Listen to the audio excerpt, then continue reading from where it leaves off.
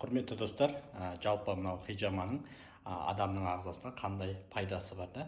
Бұл мынау осы арқадағы қан айналымды жақсартады. Сонымен қатар осы перифериядағы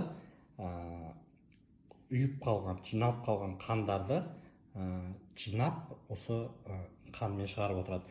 Жалпы алған кезінде бұл хижама егер жасатпайтын адамдар болатын болса, олар тұрақты түрде донор болып жүрсеңіздер болады да, қан орталығына барып қан тапсырып жүрсеңіздер, оның үлкен пайдасы бар. Себебі біздің перифериядағы шетте жатқан қандарымыз осы арқылы шығып отырады.